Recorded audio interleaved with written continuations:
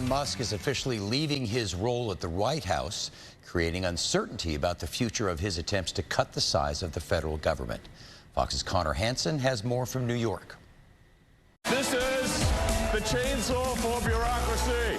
After 4 frenzied months trying to saw the federal government down to size, Elon Musk confirmed he's heading back to his businesses and leaving the cost-cutting to the rest of the Trump administration. The entire cabinet understands the need to cut government waste, fraud, and abuse, and each cabinet secretary at their respective agencies is committed to that. The departure comes after the world's richest man criticized the president's big, beautiful bill, which is predicted to add to the national debt. I think a bill can be big or it can be beautiful, but I don't know if it could be both.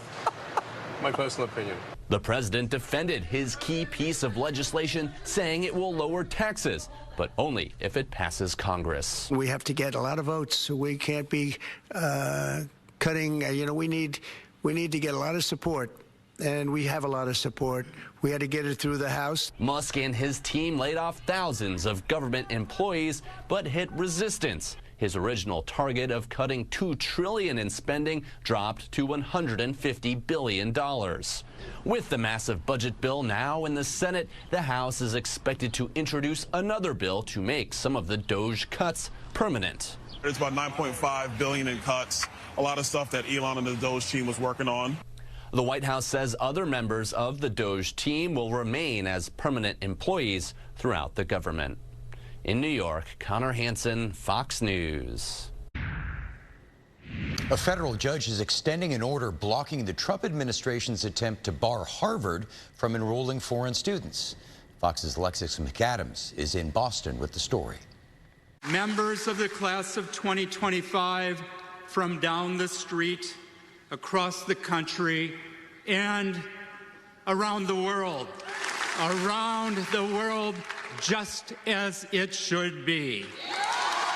As Harvard University celebrates the class of 2025, a federal judge has ruled in the Ivy League's favor, deciding that foreign students can still attend Harvard University for now. The move blocks the Trump administration from banning their enrollment. The White House slammed the decision by the Obama-appointed judge. So if these judges want to be the Secretary of State or they want to be the president, they can run for office themselves. President Trump says Harvard condones anti-Semitism and should lose the privilege to have foreign students, pointing to anti-Israel protests like these.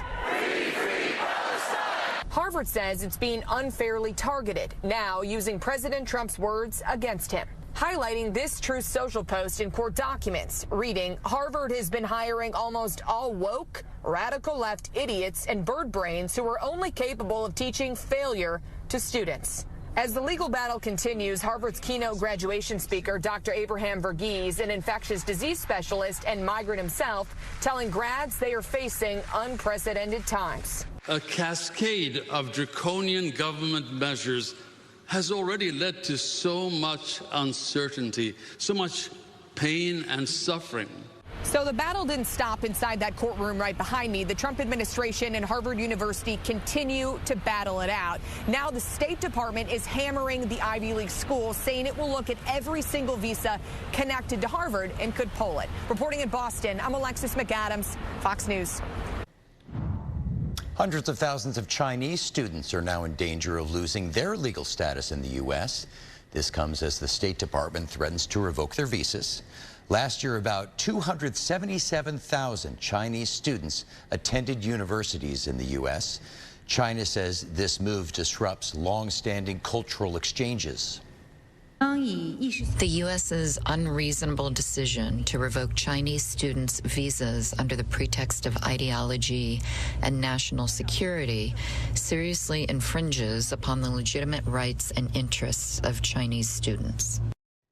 Chinese nationals make up roughly 18% of the student body at Harvard, but the future for all international students enrolled there is uncertain as the White House again looks to block the university from enrolling foreign students. After a surprise court ruling blocked President Trump's tariffs, a federal appeals court allowed them to continue. The administration says it will continue to move forward with new trade deals. Fox's Connor Hansen has more.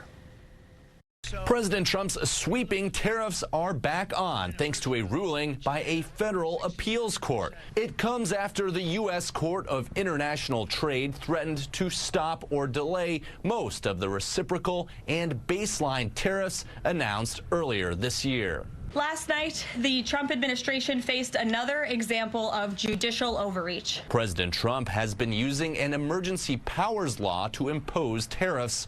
The trade court ruled it doesn't give the president, quote, unbounded authority.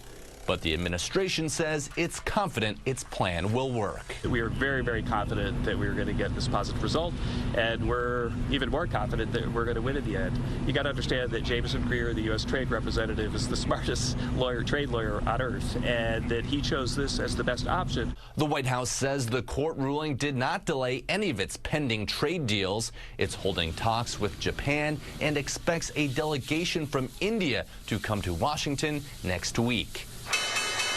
Wall Street is watching closely, and major U.S. companies are waiting to see how it all shakes out. The CEO of General Motors says the automaker is moving forward with expanding U.S. production. There's certain moves that we're already making to strengthen our North America manufacturing because we can do that with the clarity we already have. The appeals court gave the Trump administration until June 9th to submit its arguments. In New York, Connor Hansen, Fox News. The job market appears to be holding up, though there were more people signing up for unemployment benefits in the week ending May 24th. New claims increased by 14,000 to 240,000. Though it's a larger bump than anticipated, it's still not a significant increase. Continuing claims, those remaining on benefits, also rose to 1.92 million in the most recent reading for the week ending May 17th. The Federal Reserve has cited the job market's resilience as a reason for not lowering interest rates, though economists are eventually anticipating layoffs in transportation, warehousing, and retail in response to the impact of tariffs.